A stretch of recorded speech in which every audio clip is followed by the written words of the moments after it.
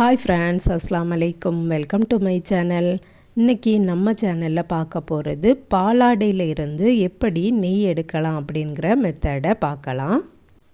பாலை காய்ச்சி ஆற வச்சு அதை ஃப்ரிட்ஜில் ஸ்டோர் பண்ணிடுவேன். அப்படியே அந்த ஆடை மேலே படிஞ்சு வந்துடும். அந்த ஆடையை நான் டெய்லி கலெக்ட் பண்ணி ஃப்ரீசரில் ஸ்டோர் பண்ணி வச்சுருப்பேன். ஒரு பாக்ஸு ஃபுல்லாக நிறைஞ்சு வந்ததும் அதை எடுத்து வெளியில் வச்சுட்டேன். இது இப்போ நல்ல ஐஸ் கட்டை பிடிச்சிருக்கு. இந்த ஐஸ் கட்டையெல்லாம் ஃபுல்லாக போகட்டும், அது வர வெளியில் இருக்கட்டும். ஐஸ்லாம் ஃபுல்லாக போயாச்சு. இனி வேற ஒரு பாத்திரத்தில் இதை மாற்றிடலாம்.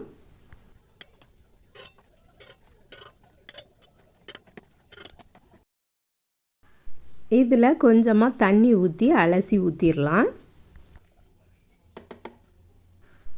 இனி 2 டேபிள் ஸ்பூன் புளிச்ச தயிரை சேர்த்துடலாம். நல்லா மிக்ஸ் பண்ணிவிட்டு இது அப்படியே புளிக்கிறதுக்காக வேண்டி நம்ம விட்டுறலாம். ஓவர் நைட் வச்சாலும் நல்லா புளிச்சிரும்.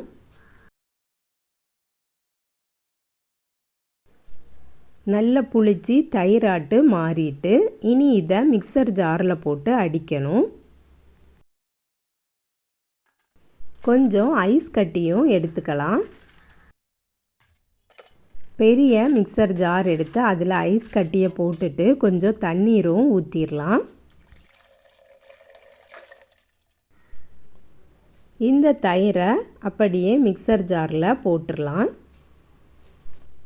தயிர் பார்த்திங்கன்னா நல்ல கட்டியாக இருக்குது.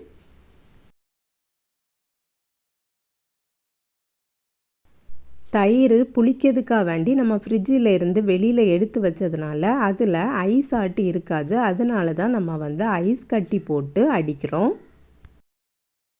இதை இப்போ நல்லா அடித்து எடுத்துக்கலாம். எப்போவுமே அடிக்கும்போது விட்டு விட்டு அடிக்கணும். நல்ல பட்டர்லாம் பிரிஞ்சு தண்ணி தனியாட்டும் பட்டர் தனியாட்டும் பட்டர் வேணும்னா நீங்கள் இப்படியே கொஞ்சமாக எடுத்து பாக்ஸில் ஸ்டோர் பண்ணி ஃப்ரிட்ஜில் வச்சிடலாம். இந்த வெண்ணெயை அப்படியே வேறொரு பாத்திரத்தில் போடலாம். அதுலேயும் அந்த பாத்திரத்துலேயும் நான் ஐஸ் தண்ணி தான் ஊற்றி வச்சுருக்கேன். ஐஸ் தண்ணி ஊற்றும்போது இந்த பட்டர் அப்படியே உருண்டு வந்துடும். ஐஸ் தண்ணியில் போட்டதுனால இந்த வெண்ணெயெலாம் நல்லா கெட்டியாட்டி இருக்கும்.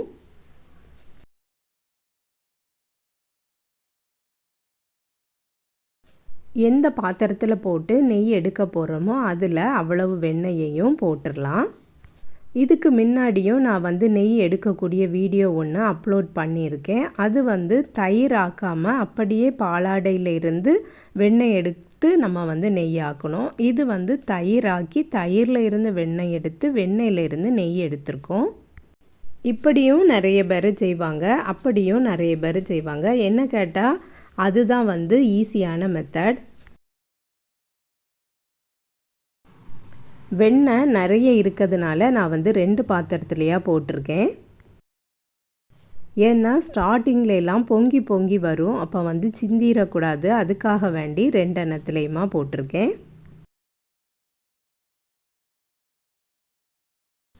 இந்த மாதிரி பாலாடையை கலெக்ட் பண்ணி நம்ம நெய் எடுக்கும்போது வீட்டில் நெய் இருந்துகிட்டே இருக்கும். நம்ம கடையில் வாங்கக்கூடிய அவசியமும் இல்லை. இது நல்ல சுத்தமான நெய்யாட்டும் இருக்கும். பிள்ளைங்களுக்கு நல்ல தைரியமாட்டும் நம்ம கொடுத்துடலாம்.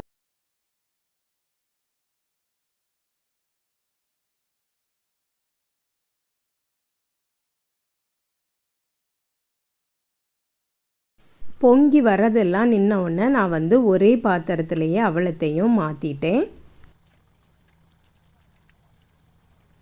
நெய் பிரிஞ்சு வர ஆரம்பிச்சிருக்கு.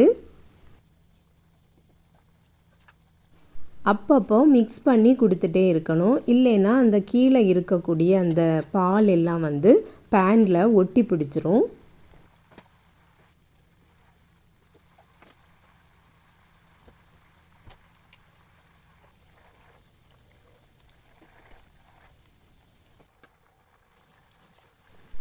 அடியில் மஞ்சையாக இருக்கக்கூடிய அந்த பால் எல்லாம் லைட் ப்ரௌன் ஆட்டு வரணும். அந்த அளவுக்கு நம்ம வந்து இதை அடுப்பில் போடணும். சில பேர் வந்து இதில் கொஞ்சம் உப்பு போடுவாங்க, இல்லைன்னா இது நெய் ஆயிட்டா அப்படின்னு பார்க்குறதுக்காக வேண்டி முருங்கைக்கீரையோ கறிவேப்பிலையோ போடுவாங்க. நம்ம அப்படிலாம் போட வேண்டிய தேவையே இல்லை. அந்த பால் வந்து ப்ரௌன் கலரில் வந்ததும் நம்ம வந்து அடுப்பை ஆஃப் பண்ணிடலாம். நான் வந்து அடுப்பை ஆஃப் பண்ணிட்டேன். இந்த ஹீட்லையே இன்னும் கொஞ்சம் கூட நல்லா அது வந்து செவந்து வந்துடும்.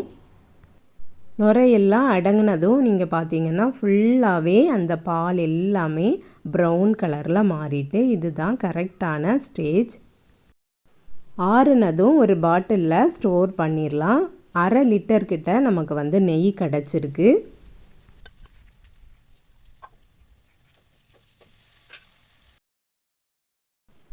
ஊற்றுனதும் இப்படி தான் இருக்கும். ஒரு 2 நாள் கழித்து பார்த்திங்கன்னா நல்ல திக்காக இருக்கும். அதை மிக்ஸ் பண்ணும்போதே நல்ல மணலாட்டிருக்கும். வாசனையும் சூப்பராக இருக்கும். இதுக்கு முன்னாடி எப்படி நெய் எடுத்தோம் அப்படிங்கிற லிங்கை வந்து டிஸ்கிரிப்ஷன் பாக்ஸில் கொடுக்குறேன், செக் பண்ணி பார்த்துக்கிடுங்க. நல்ல மணலான நெய் நம்ம வீட்டிலையே ரெடி பண்ணிட்டோம். நீங்களும் ட்ரை பண்ணி பாருங்கள் ஃப்ரெண்ட்ஸ். இந்த வீடியோ பிடிச்சிருந்தனா லைக் பண்ணுங்கள், ஷேர் பண்ணுங்கள். நம்ம சேனலை இது வரைக்கும் சப்ஸ்கிரைப் பண்ணலைன்னா சப்ஸ்கிரைப் பண்ணிடுங்க. நெக்ஸ்ட் வீடியோவில் வேறு ஒரு ரெசிப்பியில் சந்திக்கிறேன். அஸ்ஸலாமு அலைக்கும்.